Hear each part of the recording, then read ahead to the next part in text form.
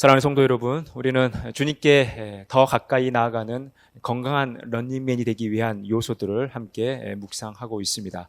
오늘은 6번째 이야기를 함께 나누고자 합니다. 지난 1월 31일 기준으로 해서 그 이후에 이제 실내에서 마스크를 착용하는 데 있어서 그 조항이 의무에서 공고로 이제 변경이 됐습니다. 코로나가 발생한 이후에 가장 완화된 조치가 되었습니다. 우리는 지난 3년여 시간 동안 이 코로나와 함께하는 시간을 보냈습니다. 이 코로나 때문에 고통을 겪기도 했고 많은 분들이 또 힘들어하는 시간들을 보냈습니다. 이 코로나가 우리의 삶에 많은 영향을 준 것이죠. 긍정적인 요인도 있고 또 부정적인 부분도 있습니다. 긍정적인 거라는 것은 이 코로나로 인하여 많은 분들이 고통을 겪기도 했지만 상대적으로 다른 병들에 우리가 많이 노출되지 않았다는 것입니다. 집단 식중독이나 유행성 결막염, 또 감기를 비롯해서 여러 세균에 의해 감염되는 이 질병의 환자 수가 급격히 줄었다는 것입니다. 물론 이 일로 인해서 동네 우리 의사 선생님들은 환자 수가 줄어서 또 울상이 되기도 했지만 어찌됐든 이런 코로나 외에 다른 질병으로 인한 이 환자 수는 많이 줄었다는 것이죠. 한마디로 표현하면 이 청결한 삶의 결과물이라는 것입니다. 그동안 손을 잘 씻고 또 여러 환경 변화에 적응하면서 안전 관리를 철저하게 하다 보다 보니까 이런 병에서부터 우리가 많이 자유롭게 됐고 많이 노출되지 않았다는 것입니다. 그래서 상대적으로 건강한 삶을 더 살게 된 것이죠. 우리의 이 육적인 건강을 위해서 청결한 삶은 매우 중요합니다. 우리가 손 씻는 거 별거 아닌 것 같지만 이 손을 씻는 맞는 것으로도 많은 질병에서 자유로울 수 있다는 거죠. 건강한 삶을 살아갈 수 있다는 것입니다. 우리 이런 육적인 건강한 삶뿐만 아니라 우리 영적인 삶에 있어서도 이 건강이 매우 중요하죠. 이 영적인 건강을 위해서 필요한 것이 영적으로 청결한 삶이라는 것입니다.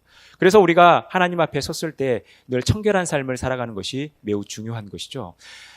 시편 24편 3절에서 4절에 보면요. 여호와의 산에 오를 자가 누구며 그의 거룩한 곳에 설 자가 누구인가? 곧 손이 깨끗하며 마음이 청결하며 뜻을 허탄한 데에 두지 아니하며 거짓 맹세하지 아니하는 자로다. 여호와의 산에 오르는 자, 그의 거룩한 곳에 서는 자는 어떤 자들입니까? 하나님의 임재를 경험하는 자라는 거예요. 하나님의 임재를 경험하고 하나님과 동행하는 삶을 살아가는 사람은 어떤 사람인가? 손이 깨끗하며 마음이 청결하다는 거예요. 그래서 우리가 늘 하나님의 임재를 경험하고 하나님과 동행하는 삶을 살기 위해서 필요한 것은 청결한 삶이라는 거예요. 하나님 앞에 깨끗한 삶을 살아가야 한다는 것입니다.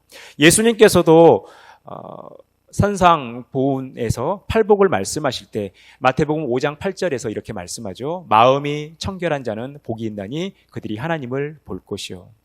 마음이 청결한 자가 복이 있는데 하나님을 본다라는 것입니다. 하나님을 본다라는 것은 하나님의 임재를 경험한다라는 것이고 하나님께서 하시는 일들을 경험한다라는 것이고 하나님께서 우리에게 원하시는 뜻이 무엇인지를 분별한다라는 것이죠.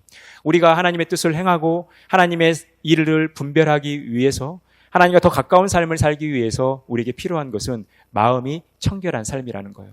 마음이 청결한 삶이 복이 있는 사람이고 마음이 청결한 사람이 하나님을 보며 우리가 하나님의 임재를 경험하는 복된 삶을 살아간다라는 것입니다. 그래서 무엇보다도 우리에게 필요한 것이 마음이 청결한 삶이죠. 그러면 우리 안에 청결한 삶이란 게 뭔가? 하나님께서 우리에게 기대하시는 청결한 삶이 무엇인가? 우리는 오늘 본문 말씀을 함께 묵상하면서 그 의미를 찾아가도록 하겠습니다.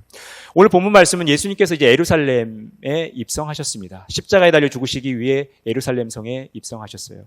그리고 나서 예수님께서 예루살렘에 들어가셔서 많은 일들을 행하셨지만 그 중에 한 대목을 보여주고 있어요. 예수님께서 예루살렘 성전에 들어가신 것입니다. 그런데 이 성전에 들어가셔서 예수님의 이미지와는 잘 어울리지 않는 모습을 예수님께서 보여주십니다. 12절에 보니까요. 예수께서 성전에 들어가사 성전 안에서 매매하는 모든 사람들을 내쫓으시며 돈 바꾸는 사람들의 상과 비둘기 파는 사람들의 의자를 둘러 엎으십니다. 예수님이 굉장히 과격하게 화가 무척 나셔서 행하는 그 모습을 보게 되죠. 성전 안에서 매매하는 모든 사람들을 내쫓는 거예요. 그리고 돈 바꾸는 사람들의 상과 비둘기 파는 사람들의 의자를 둘러 엎으시는 거예요. 성전에서 있어서는 안 되는 일들을 행하고 있다 판단하신 거죠. 그래서 예수님께서 화가 나셔서 지금 굉장히 분개하는 그 모습을 보게 됩니다. 그러면 왜 예수님께서 이렇게 화가 나셨습니까? 13절에 보니까 그들에게 이르시되 기록된 바 내 집은 기도하는 집이라 일컬음을 받으리라 하였거늘 너희는 강도의 소굴을 만드는도다 하시니라. 예수님은 이사야 56장 7절 말씀을 인용해서 이 성전은 기도하는 집인데 이 기도하는 집이 아니라 지금 강도의 소굴을 만들었다라는 거예요. 여기에서 환전을 하거나 또 물건을 판매하는 이 일들을 행하고 있다는 것입니다. 성전의 원래 목적대로 이 성전이 쓰이지 않고 다른 목적들로 인간을 위한 목적들로 지금 사용되고 있다는 것입니다. 이 성전이 지금 본래의 기능을 잃어버렸다는 것이죠. 지금 이 성전이 어지러워지고 더럽혀지고 오염됐다라는 것입니다. 지금 예수님은 그것을 말씀하고 있어요. 그래서 이 예수님께서 하신 일은 성전 정화라는 것입니다. 여러분, 이 청결이라는 게 뭡니까? 깨끗하고 말끔한 것을 청결이라고 하죠. 또 이 청결의 반대말은 불결인데 지저분하고 더러운 것을 불결이라고 해요. 지금 예수님께서 하신 이 일은 성전 정화, 성전 청결을 우리에게 보여주고 있다는 것입니다. 예수님께서 하신 행동은 바로 그것이라는 거예요. 그런데 오늘 이 예수님의 모습이 왜 이러한 우리를 깜짝 놀랄 만한 이런 모습으로 나타나고 있는가? 바로 이 성전의 목적대로 쓰임받지 못하고 있는 이 성전의 모습을 보면서 예수님은 무척 화가 나신 거예요. 그러다 보니까 그들을 내쫓으시고 상과 의자를 엎으신 것으로만 끝내지 않고 이 성전에서 또 다른 일을 하시는 거죠. 이게 바로 성전을 청결하게 하는 삶이에요. 우리는 이 성전의 모습 속에서 이것을 발견하는데 첫 번째로 우리가 청결한 삶을 살아간다는 것은 목적을 회복하는 삶이라는 것입니다. 우리가 오늘 읽었던 14절에 보면요. 맹인과 저는 자들이 성전에서 예수께 나오매 고쳐주시니. 지금 예수님께서는 성전 안에서 매매하고 환전하는 사람들을 내쫓고 상과 의자를 뒤엎으신 것뿐만이 아니라 연약한 자들을 치료하시는 그 모습을 보게 되는 것입니다. 그러니까 이것은 이 성전의 본래 기능이 하나님의 임재 가운데 치유의 역사가 일어나야 된다는 거죠. 그러니까 치유의 역사가 일어나는 곳이 바로 성전이라는 것입니다. 이것이 성전이 존재하는 목적이라는 것입니다. 두 번째 15절에 보면 성전에서 소리질러 호산나 다윗의 자손이여 하는 어린이들을 보게 됩니다. 이 성전 안에서 어린 아이들이 예수님을 높이고 있죠. 호산나 다윗의 자손이여 하면서 예수님을 높이는 그 모습을 보게 됩니다. 그러니까 이 성전은 하나님의 임재 가운데 주님을 높이는, 주님을 찬양하는 곳이 바로 성전이라는 거예요. 그런데 성전이 지금 그렇게 쓰이지 않고 있는 것이죠. 그런데 중요한 것은 이 어린 아이들의 모습, 호산나 다윗의 자손이여 하면서 주님을 높이고 주님을 찬양하는 모습이 어떤 모습인가? 16절에 보니까 예수께서 이르시되 그렇다. 어린 아기와 젖먹이들의 입에서 나오는 찬미를 온전하게 하셨다 함을 너희가 읽어본 일이 없느냐. 예수님께서는 지금 시편 8편 2절의 말씀, 주의 대적으로 말미암아 어린 아이들과 젖먹이들의 입으로 권능을 세우시며 이는 원수들과 보복자들을 잠잠하게 하려 하심이다라는 이 말씀의 성취가 이 어린 아이들을 통해서 나타나고 있다는 거예요. 그러니까 이 성전의 본래 기능은 우리를 향한 하나님의 임재, 그 하나님의 임재 속에서 우리의 치유가 일어나고 치유받은 우리들이 주님을 높이고 찬양하는 곳, 궁극적으로 하나님의 약속의 말씀이 그대로 성취되는 곳이 성전이라는 거예요. 이것이 성전의 본래 기능이라는 것입니다. 그런데 이 본래의 기능대로 이 성전이 지금 이용되고 있지 않죠? 거기에서 많은 매매자들이 있고 환전하는 자들이 있어요. 당시에 제사장들이 이 사람들의 편의를 이렇게 돕는다는 의미로 그냥 여기서 환전과 매매를 허용한 거예요. 그러면서 그런 이익을 위한 일들로 결탁이 돼서 이 성전의 본래 기능이 변질돼 버린 것입니다. 지금 예수님은 그것을 지적하고 있다는 것입니다. 그런데 첫 단추부터 이 성전의 기능이 잘못된 거죠. 이 성전이 어떻게 지어졌는가? 예루살렘 성전은 3번에 걸쳐서 지어집니다. 하나는 솔로몬 때에 솔로몬 왕이 하나님을 사랑하는 마음을 가졌던 다윗의 유언에 따라 솔로몬이 성전을 짓습니다. 그런데 이 솔로몬의 성전은 바벨론이 침투하면서 이 성전이 불타면서 사라지죠. 그리고 나중에 바벨론 포로가 끝나고 나서 수룹바벨을 위해서 성전이 세워집니다. 이 역시 성전도 무너지고 이제 나중에 BC 19년이 되면 이스라엘의 분봉왕이었던 헤롯 대왕이 이 성전을 짓습니다. 8년이라는 기간 동안 골격을 세우고 46년이라는 시간 동안 보수하고 확장하면서 이 예루살렘 성전을 지어요.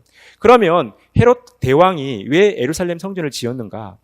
이 헤롯 대왕은 순수 유대인이 아닙니다. 유대 혈통을 가진 사람이 아니에요. 이 사람은 에돔 지파, 이두메 지파 사람이에요. 그러니까 혈통적 컴플렉스를 가지고 있는 것이죠. 굉장히 이 유대인들이 민족주의자들 아닙니까? 자신들의 종족 아니면은 사람 취급을 안 하는 것이 유대인들이에요. 그러다 보니까 이 헤롯이 이 혈통적 컴플렉스를 가지고 이 유다 땅을 통치한다라는 것은 쉬운 일이 아니었어요. 그래서 이 유대인들의 환심을 사기 위해서 이 46년이라는 시간 동안 이 성전을 지었던 것입니다. 그러니까 이 예루살렘 성전이 하나님을 위한 목적이 아니라 이 헤롯 왕의 자신의 탐욕을 위한, 자기의 사심을 위한 목적으로 쓰임받은 거죠.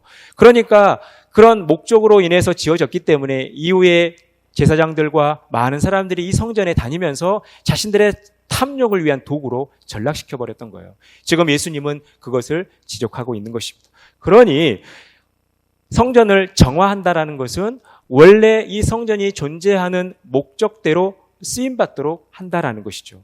그래서 우리가 영적으로 청결한 삶을 살아간다라는 것은 이 성전 정화의 모습 속에서 그 원칙을 발견해야 된다라는 것입니다. 그러니 여러분, 우리가 청결한 삶을 살아간다라는 것은 오늘 예수님께서 성전 정화를 통해서 보여주신 것처럼 우리가 우리의 목적을 따라 살아가는 삶을 살아가야 된다라는 거예요. 예수님은 요한복음 2장 19절에서 이 성전과 자신을 동일시했어요. 이 성전을 헐어라, 그러면 내가 사흘 안에 세우겠다, 일으키겠다라고 말씀하셔요. 이게 예수님이 성전과 자신을 동일시한 거죠. 사도 바울도 마찬가지예요. 성전과 우리를 동일시하고 있어요. 너희는 너희가 하나님의 성전인 것과 하나님의 성령이 너희 안에 계시는 것을 알지 못하느냐. 우리 한 사람 한 사람이 거룩한 하나님의 성전이라는 것입니다. 그러니까 우리가 하나님 앞에 청결한 삶을 살아간다는 것은 이 성전이 청결한 삶을 사는 것과 같다라는 거예요.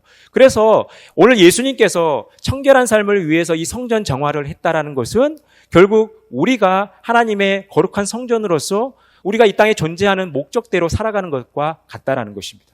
우리가 청결한 삶을 살아간다는 것은 하나님께서 우리를 이 땅 가운데 보내시고 우리를 구원하시고 우리를 이 자리까지 있게 하신 그 목적이 무엇인가를 늘 깨닫고 그것을 회복하는 삶이어야 된다는 것입니다. 여러분, 예수님께서 우리를 구원하신 목적이 어디에 있습니까? 하나님께서 여러분들을 하나님의 자녀로 삼으신 목적이 어디에 있습니까? 이 성경의 내용을 우리가 집약했을 때 세 가지 정도를 우리가 좀 점검하셨으면 좋겠어요. 첫 번째, 디도서 2장 14절입니다. 그가 우리를 대신하여 자신을 주심은 모든 불법에서 우리를 속량하시고 우리를 깨끗하게 하사 선한 일을 열심히 하는 자기 백성이 되게 하려 하심이라. 하나님께서 우리를 구원하신 목적은 선한 일을 열심히 하는 자기 백성이 되는 거예요. 여러분, 여기서 말한 선한 일이라는 것은 하나님의 일이죠. 하나님이 기뻐하시고 하나님께서 우리에게 명령하신 일이 선한 일이에요. 그 일을 열심히 하는 것이 우리가 이 땅에 존재하는 목적이라는 것입니다. 사랑하는 성도 여러분, 여러분들은 하나님의 선한 일들을 잘 감당하고 계십니까? 하나님의 선한 일을 열심히 하고 계세요? 여러분, 이렇게 살아갈 때 우리가 청결한 삶을 사는 것입니다. 두 번째, 베드로전서 2장 9절입니다. 그러나 너희는 택하신 족속이요 왕같은 제사장들이요 거룩한 나라요 그의 소유가 된 백성이니 이는 너희를 어두운 데서 불러내어 그의 기이한 빛에 들어가게 하신 이의 아름다운 덕을 선포하게 하려 하심이라. 하나님께서 우리를 구원하신 목적, 바로 하나님께서 우리를 기이한 빛에 들어가게 하셨는데 그 하나님의 아름다운 덕을 선포하게 하셨다라는 것입니다. 이것이 우리가 존재하는 목적이에요. 여러분, 덕이라는 게 뭡니까? 덕이라는 것은 타인의 부족함과 연약함을 그대로 수용하면서 다른 사람에게 은혜를 끼치는 행위가 바로 덕입니다. 하나님께서 우리에게 덕을 베푸셨다라는 것은 우리가 죄와 허물로 인해 죽었지만 우리 힘으로는 도저히 영생을 얻을 수 없지만 하나님께서 우리를 긍휼히 여겨주셔서 우리에게 구원을 베풀어 주신 이 행위가 하나님의 덕이라는 거예요. 우리는 이 덕을 선포해야 된다는 것입니다. 다른 말로 표현하면 우리를 구원하신 하나님의 복음을 증거하는 삶을 살아가야 된다라는 거예요. 우리가 청결한 삶을 살아간다라는 것은 이렇게 주 예수 그리스도의 복음, 우리의 구원의 기쁜 소식을 전하는 삶을 사는 것이 우리가 영적으로 청결한 삶을 살아가는 것입니다. 여러분, 이것을 점검하셔야 합니다. 세 번째, 베드로후서 1장 4절입니다. 이로써 그 보배롭고 지극히 큰 약속을 우리에게 주사 이 약속으로 말미암아 너희가 정욕 때문에 세상에서 썩어질 것을 피하여 신성한 성품에 참여하는 자가 되게 하려 하셨느니라. 하나님께서 우리를 구원하신 목적, 예수 그리스도께서 우리를 위하여 십자가에 달려 죽으신 목적이 무엇이냐면 우리가 하나님의 신성한 성품에 참여하는 것입니다. 하나님을 닮아가는 삶이죠. 주 예수 그리스도를 닮아가는 삶이라는 거예요. 여러분, 우리가 사랑하고 좋아하는 사람이 있으면 그 사람을 닮아가고자 하는 거 아닙니까? 연인 사이에서도 너무 상대가 좋으면 그 사람을 닮고 싶은 것이 우리의 심리입니다.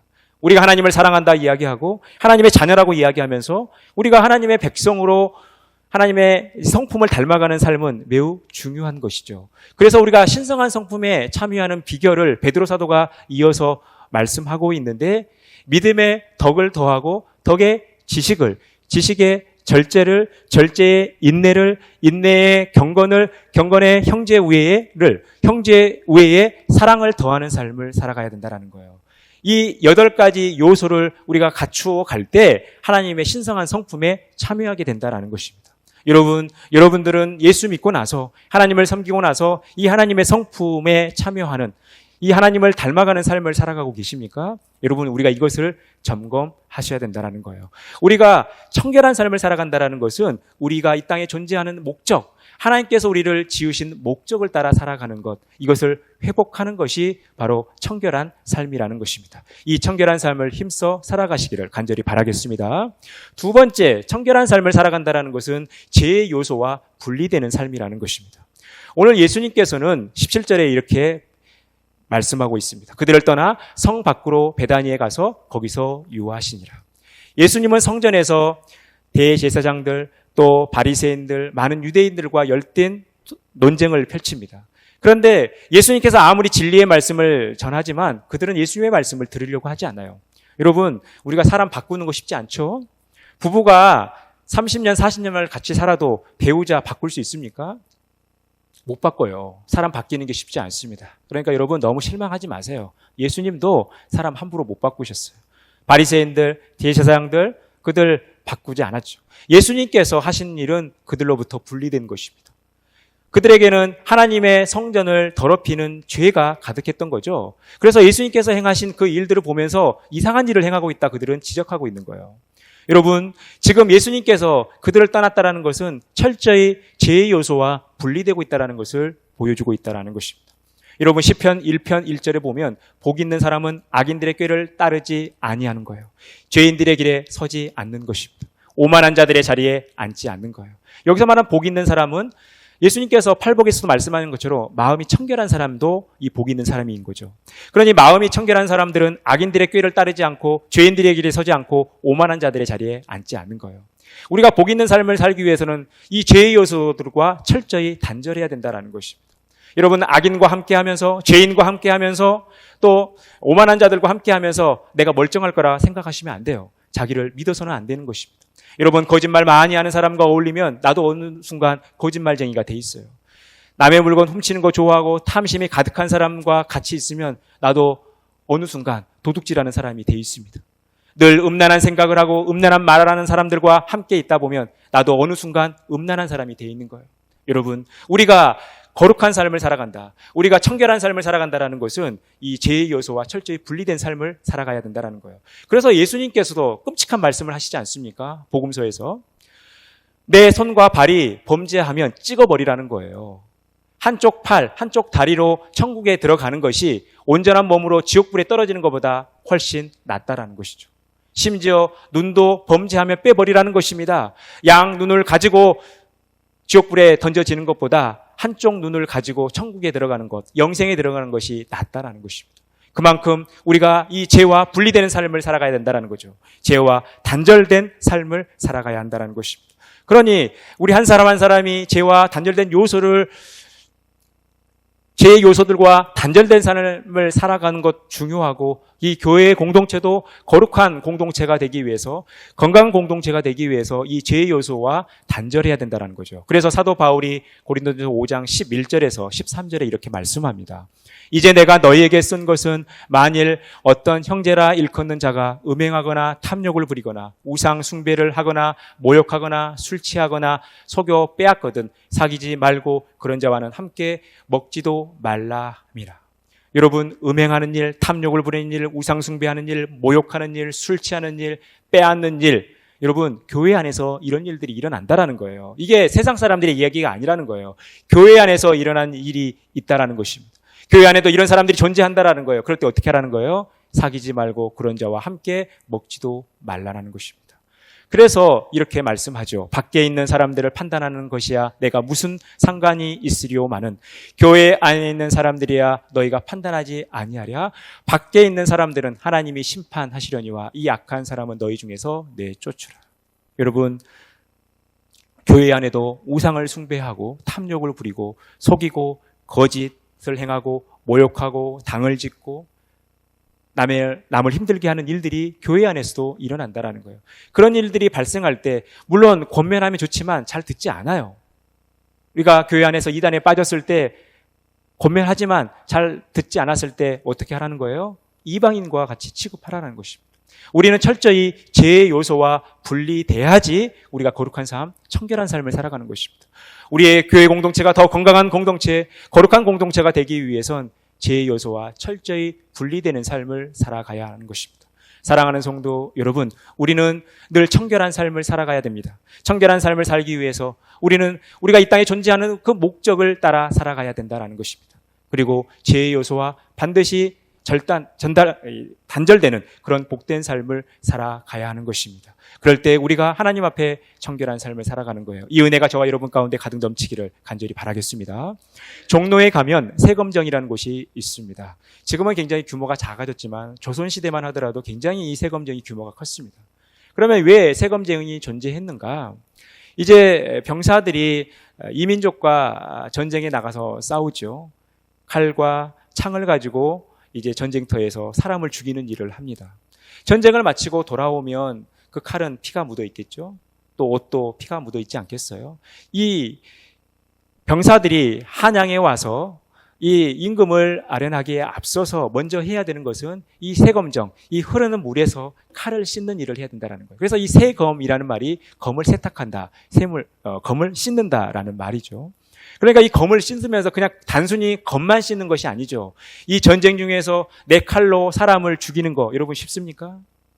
다 보통 사람으로 태어나서 이 전쟁의 현장에 가서 사람을 죽인다라는 거. 여러분, 이 전쟁이 끝나고 나서 그게 괜찮겠어요? 많은 트라우마가 있겠죠. 제가 10여 년 전에 섬기던 교회에서 이 북파 이런 그 특수 요원으로 군생활을 하셨던 분이 있어요. 그러니까 뭐 사람 죽이는 연습 뭐 이런 일들을 엄청나게 한 거죠. 김일성 죽이려고 이렇게 그 군인의 삶을 살아가는 사람들이니까. 그런데 그분이 월남전도 가시고 북한에도 몇 번 왔다 갔다 해요. 그런데 그분이 노년의 삶이 너무나 힘들었습니다. 그때 했던 이 일들로 인해서 마음과 몸에 트라우마가 있어가지고 무척 힘든 삶을 보냈어요. 여러분, 그런 병사들을 배려하는 마음으로 세검정이 있었던 거죠. 그들의 칼뿐만 아니라 그들의 마음을 씻는 그 일을 하고 나서 그들의 원래의 자리로 돌아갈 수 있었던 거예요. 여러분, 우리 성도의 삶에도 이런 영적 세검정이 필요한 거죠. 이스라엘 백성들이 애굽에서 400년 동안 시간을 보내다가 이제 출애굽하고 가나안 땅에 가게 돼요.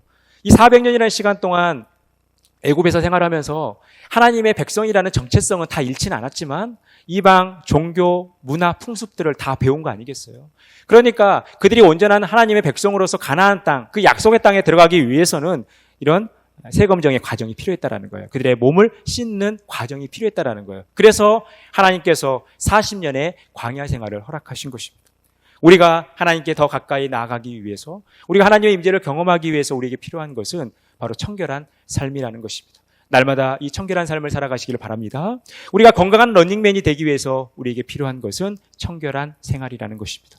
이 청결한 생활이란 우리가 이 땅에 존재하는 목적을 따라 살아가는 것, 그리고 철저히 죄와 단절되는 삶이라는 것입니다. 우리가 이 삶을 충실하게 살아가시기를 간절히 바랍니다. 우리 고린도전서 3장 16절에서 17절 말씀 같이 읽고 말씀을 마무리하겠습니다.